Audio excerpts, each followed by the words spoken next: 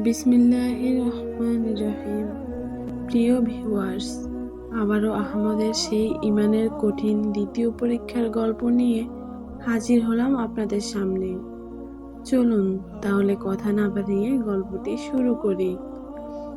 গত পর্বে আমরা দেখেছিলাম ইমান ও ধৈর্যের পথে আহমদের প্রথম পরীক্ষা কেমন হয়েছিল।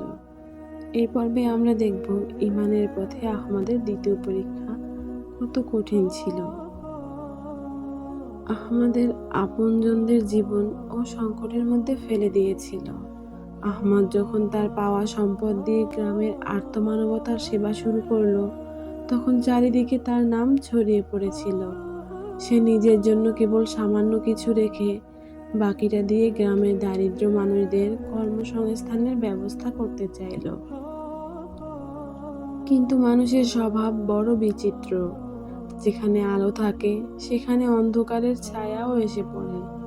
গ্রামের প্রভাবশালী মাতব্বর হারুন মিয়া, যে এতদিন সুদের কারবার করে গ্রামের মানুষদের শাসন করে আসছিল, তার চোখে আহমদের এই উত্থান সহ্য হলো না।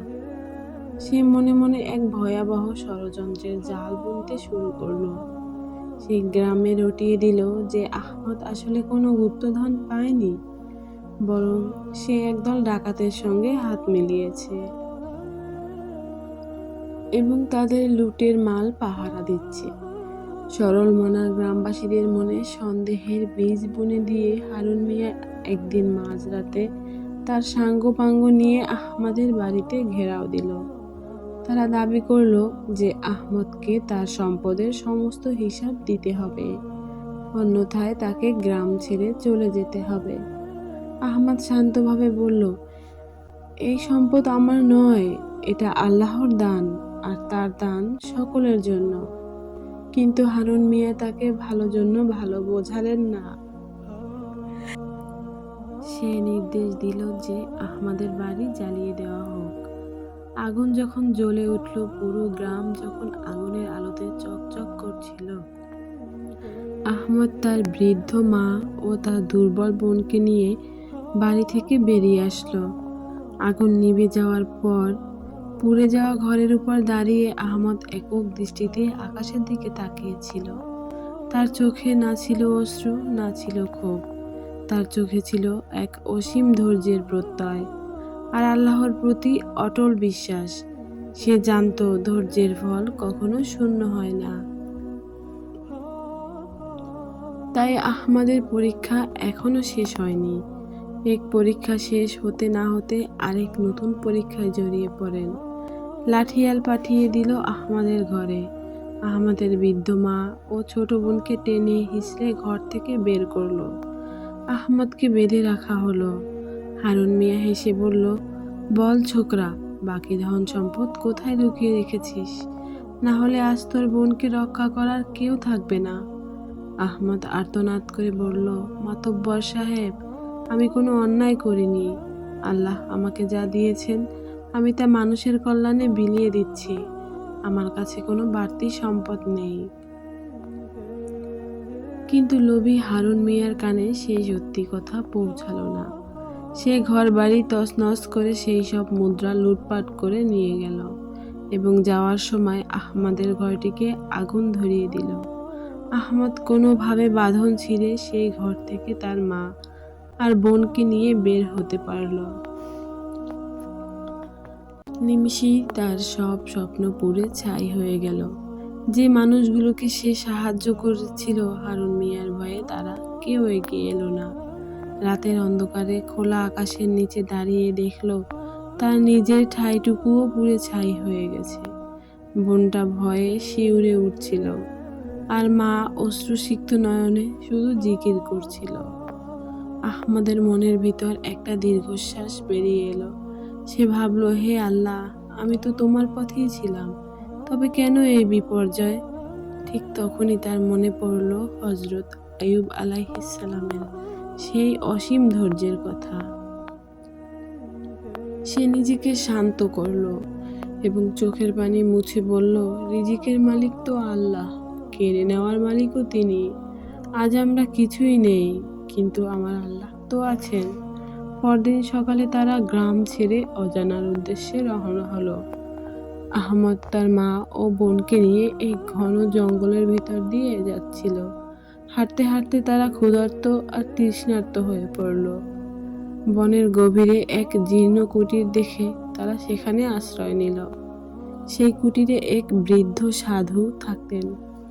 তিনি আহমদকে দেখে মুচকি হেসে বলল, বাবা, পরীক্ষা যত কঠিন হয় পুরস্কার তত বড় হয়।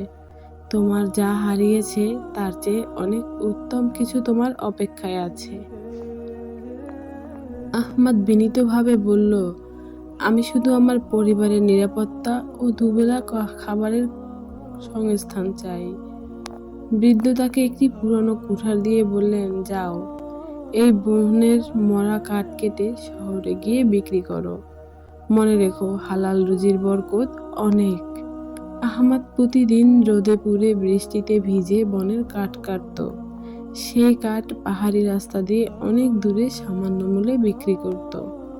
সারাদিনের হাড় ভাঙা খাটুনির শেষে যেটুকু দানা পানি জুটত তাতেই তারা পরম তৃপ্তিতে আল্লাহর শুকরিয়া আদায় করত। এক বিকালে কাঠ কাটতে কাটতে সে বনের এমন এক অংশে চলে গেল যেখানে সে আগে কখনো আসেনি। সেখানে বিশাল এক পাথরের পাহাড় ছিল। আহমদ লক্ষ্য করল পাহাড়ের এক ফাটল দিয়ে এক ধরনের সুগন্ধি আটার মতো বের হচ্ছে। সে তার বুদ্ধি খাটিয়ে বুঝতে পারল এটি সাধারণ কোনো আঠা নয়, বরং এটি অত্যন্ত মূল্যবান উদ বা সুগন্ধি কাঠের নির্যাস, যা আরবের সওদাগররা সোনার দামে কেনে। আহমদ অতি সাবধানে সেই নির্যাস সংগ্রহ করতে লাগলো। সে বুঝতে পারল আল্লাহ তাকে ঘর থেকে বের করে এই বিশাল অরণ্যে নিয়ে এসেছেন এই মূল্যবান সম্পদ দেওয়ার জন্যে। সে এই মূল্যবান নির্যাস সংগ্রহ করে শহরে গিয়ে এক বড় সুগন্ধি ব্যবসায়ীর কাছে নিয়ে গেল। ব্যবসায়ী তো অবাক। সে বলল, এত খাঁটি উদ আমি গত 10 বছরেও দেখিনি। এই নাও তোমার প্রাপ্য। সে আহমদকে থলি ভর্তি স্বর্ণমুদ্রা দিল, যা সে আগে পেয়েছিল। এটা তার চেয়ে অনেক অনেক গুণ বেশি। আহমদ এবার আর গ্রামে ফিরল না। সে ওই শহরেই একটি ছোট ব্যবসা শুরু করলো। তার সততা আর ব্যবহারের কারণে অল্প দিনেই তার ব্যবসায় প্রসার হয়ে উঠল। সে হয়ে উঠল শহরের বড় অন্যতম সওদাগর। কিন্তু আহমদ তার অতীতের কথা ভুলে যায়নি। সে বিশাল এক লম্বরখানা খুলল, যেখানে প্রতিদিন শত শত মানুষ বিনামূল্যে খাবার পেত। সে তার বোনকে সুশিক্ষিত করল এবং মায়ের সেবায় নিজেকে সঁপে দিল। একদিন তার দোকানের সামনে এক ভিখারি এসে দাঁড়ালো। লোকটার গায়ের চামড়া ঝুলে গেছে, চোখ দুটো অন্ধ প্রায়, পরনে ছিঁড়ে যাওয়া নোংরা কাপড়।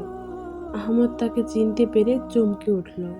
এত অন্য কেউ নয়, স্বয়ং হারুন মিয়া, সেই প্রভাবশালী মাতব্বর যে একদিন আহমদের ঘর পুড়িয়ে দিয়েছিল। আহমদ দৃঢ় পায়ে তার সামনে গিয়ে দাঁড়ালো। হারুন মিয়া তাকে চিনতে পারল না। তাকে চিনতে না পেরে হাত পেতে বলল, বাবা, 2 দিন ধরে কিছু খাইনি, সামান্য কিছু সাহায্য করুন। আহমদ দীর্ঘক্ষণ চুপ করে থেকে দীর্ঘশ্বাস ফেলল। সে বুঝতে পারল আল্লাহ চাইলে একজনকে মাটি থেকে আকাশে তুলতে পারে, আবার চাইলে আকাশ থেকে মাটিতে ফেলে আছাড় দিতেও পারে। সব ক্ষমতার দাপট একদিন শেষ হয়ে যায়, শুধু টিকে থাকে মানুষের আমল। আহমদ তাকে ফিরিয়ে দিল না, বরং তাকে পরম আদরে ভিতরে নিয়ে বসালো। নিজের হাতে তাকে খাবার পরিবেশন করলো। হারুন মিয়া যখন জানতে পারল এই দয়ালু ব্যক্তিটি সেই আহমদ যাকে সে নিঃস্ব করে দিয়েছিল, সে লজ্জায় আর অনুশোচনায় কান্নায় ভেঙে পড়ল। সে আহমদের পায়ে ধরে ক্ষমা চাইল।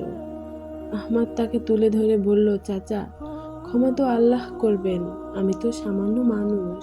আপনার যা কিছু হারিয়েছে তা নিয়ে ভাববেন না। রিজিকের মালিক একমাত্র আল্লাহ। তিনি আজ আপনাকে আমার দ্বারে পাঠিয়েছেন, এটাও তারই হুকুম। আমাদের জীবন এখন সম্পূর্ণ শান্তিময়।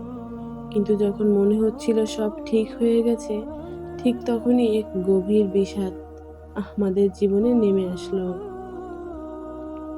তার বৃদ্ধা মা অসুস্থ হয়ে পড়লেন।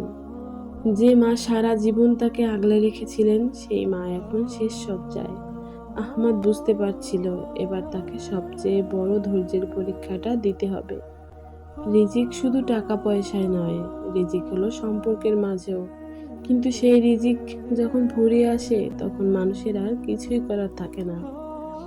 মায়ের মৃত্যুশয্যার পাশে বসে আহমদ এমন এক সত্যের মুখোমুখি হলো যা তার জীবনের সংজ্ঞাই বদলে দিল। মায়ের শয্যা পাশে বসে আহমদ যখন তার কপালে হাত রাখল, সে অনুভব করলো এক শীতল পরশ।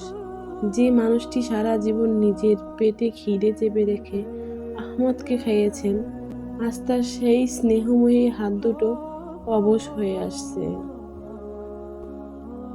মা অতি কষ্টের চোখ মেলে আহমদের দিকে চাইলেন। তার ঠোঁট দুটো যেন কাঁপছিল। আহমদ মায়ের কানের মুখে থেকে ফিস ফিস করে বলল, মা, তুমি আমায় ছেড়ে যেও না। আল্লাহ আমাকে কত সম্পদ দিয়েছেন, এখন তো আমাদের কোনো অভাব নেই। মা ক্ষীণ কণ্ঠে হাসলেন। তার চোখ দিয়ে গড়িয়ে পড়ল এক ফোঁটা অশ্রু। তিনি বললেন, বাবা, এই দুনিয়ায় রিজিক তো আমার ফুরিয়ে এসেছে, এখন আমার আসল মালিকের কাছে যাওয়ার সময়। মনে রাখিস আহমদ, আল্লাহ তোকে যা দিয়েছেন তা যেন তোর অহংকারের কারণ না হয়। রিজিক শুধু টাকা পয়সাই নয়, নেকামলি হলো পরকালের আসল রিজিক। মায়ের সেই কথাগুলো আহমদের কলিজায় তীরের মতো বিঁধল। কিছুক্ষণ পর মায়ের নিঃশ্বাস থেমে গেল। চারদিকে এক গভীর নিস্তব্ধতা নেমে এলো। আহমদ ডুকরে কেঁদে উঠল।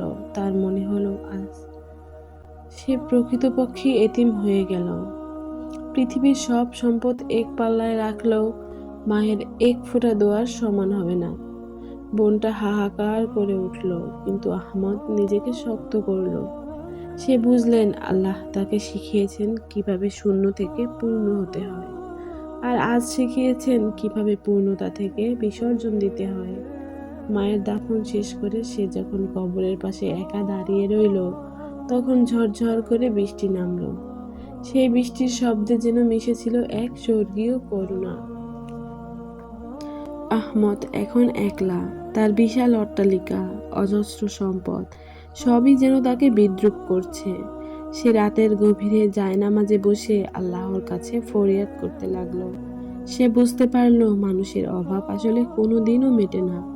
পেটের ক্ষুধা মিটলে মনের ক্ষুধা বাড়ে, আর মনের ক্ষুধা মিটলে ক্ষমতার ক্ষুধা। সে ঠিক করলো এই ক্ষণস্থায়ী সম্পদের মায়ায় সে আর নিজেকে জড়িয়ে রাখবে না। সে তার ব্যবসার বড় একটা অংশ তার বোনের নামে লিখে দিল এবং বাকি অংশ সব দরিদ্রদের মাঝে বিলিয়ে দিল। মানুষ অবাক হয়ে দেখল যে সওদাগর একদিন শহরের সবচেয়ে বড় ধনী ছিল, সে আজ সামান্য একটি ঝোলা কাঁধে নিয়ে পায়ে হেঁটে মদিনার পথে রওনা হয়েছে। পথে যেতে যেতে সে সেই পুরনো গ্রামের মধ্যে দিয়ে যাচ্ছিল। দেখলো সেই নদী, সেই বন, আর সেই পোড়া ভিটা যেখানে তার ছোটবেলা কেটেছে। সেখানে এখন সুন্দর ঘাস গজিয়েছে, বনফুলে ভরে গেছে তার ভিটা। আহমদ সেখানে দাঁড়িয়ে শেষবারের মতো প্রাণ ভরে শ্বাস নিল। সে বুঝতে পারলো আল্লাহ তাকে অনেক দিয়েছেন, আবার অনেক কিছু কেড়েও নিয়েছেন, শুধুমাত্র এটা বোঝাতে যে তিনি সর্বময় ক্ষমতার অধিকারী। যার হৃদয়ে আল্লাহর মহব্বত আছে, তার আর কোনো সম্পদের প্রয়োজন নেই। রিজিকের মালিক আল্লাহ কেবল তাকেই খাওয়ান না যাকে তিনি ভালোবাসেন, বরং তিনি তাকেও খাওয়ান যাকে তিনি ঘৃণা করেন। কিন্তু ঈমান কেবল তাকেই দেন যাকে তিনি একান্ত নিজের করে নিতে চান। মদিনার পথে হাঁটতে হাঁটতে আহমদের গায়ের রং তামাটে হয়ে গেল। পায়ের তলায় ফোস্কা পড়ল, কিন্তু তার চেহারায় ছিল এক অপার্থিব নূর। ক্ষুধার্ত অবস্থায় সে যখনই ক্লান্ত হয়ে পড়ত, হঠাৎ দেখতো কেউ একজন এসে তাকে পানি পান করিয়ে দিয়ে যাচ্ছে, অথবা কোনো গাছের নিচ দিয়ে যাওয়ার সময় অলৌকিকভাবে তার পায়ের সামনে সুস্বাদু ফল পড়ছে। সে দু চোখের পানি মুছতে মুছতে বলতো, হে আল্লাহ, আমি যখন ধনী ছিলাম তখন তুমি আমাকে রিজিক দিয়েছ মানুষের মাধ্যমে, আর আজ যখন আমি তোমার পথের মুসাফির, তখন তুমি সরাসরি গায়েব থেকে আমার রিজিকের ব্যবস্থা করছো। তোমার এত শুকরিয়া আদায়ের সাধ্য আমার নেই। গল্পের শেষে আহমদ যখন মদিনার পবিত্র সবুজ গম্বুজের নিচে পৌঁছালো, তখন তার দু চোখ দিয়ে অবিরল ধারায় পানি ঝরছিল। সে কাঁপতে কাঁপতে রওজা মোবারকের সামনে দাঁড়িয়ে বলল, ইয়া রাসূলুল্লাহ সাল্লাল্লাহু আলাইহি ওয়াসাল্লাম, আমি আমার সবটুকু নিয়ে আপনার দুয়ারে এসেছি। আজ আমি শূন্য হাতে এসেও নিজেকে পৃথিবীর সবচেয়ে ধনী অনুভব করছি। আহমদের এই কাহিনী আমাদের মনে করিয়ে দেয় যে আমাদের পকেটে কয়েকটা টাকা না থাকলে অস্থির হয়ে পড়ি। কাল কি খাবো সেই চিন্তায় আল্লাহর উপর ভরসা হারিয়ে ফেলি। কিন্তু দেখুন, সেই বনের অন্ধ সাপ আর সেই ঈগল পাখি আর এই আহমদ, সবার রিজিকের দায়িত্ব কিন্তু একজনের হাতেই ছিল। আপনার জীবনের আকাশ যদি আজ কালো মেঘে ঢেকে যায়, যদি চারদিক থেকে অভাব আর বিপদ আপনাকে ঘিরে ধরে, তখন হতাশ হবেন না। মনে রাখবেন, আল্লাহ যখন একদিকের একটি দরজা বন্ধ করেন, তখন তিনি অন্য দিক দিয়ে আরো 10টি রহমতের দরজা খুলে দেন। শুধু ধৈর্য ধরুন আর বিশ্বাস রাখুন। রিজিকের মালিক একমাত্র আল্লাহ। তিনি আপনাকে কখনো না খাইয়ে মারবেন না, যদি আপনার হায়াত বাকি থাকে। তাই চোখের পানি মুছে সেই মালিকের দিকে হাত বাড়ান, যিনি 7 আসমানের উপর থেকে আপনার প্রতিটি ফোঁটা চোখের পানির হিসেব রাখছেন। নিশ্চয়ই কষ্টের পরেই আসে স্বস্তি, আর ঈমানের পরেই আসে মহা সাফল্য। আহমদের এই নিঃস্ব জীবন একদিন শেষ হয়ে যাবে, কিন্তু আল্লাহর দয়া আর ভালোবাসা থেকে যাবে অনন্তকাল। ভিডিওটি ভালো লাগলে একটি লাইক দিয়ে সাবস্ক্রাইব করে সাথে থাকুন। পরবর্তীতে কোন বিষয় নিয়ে ভিডিও দেখতে চান কমেন্ট বক্সে জানান। আসসালামু আলাইকুম ওয়া রাহমাতুল্লাহি ওয়া বারাকাতুহু। আল্লাহ হাফেজ।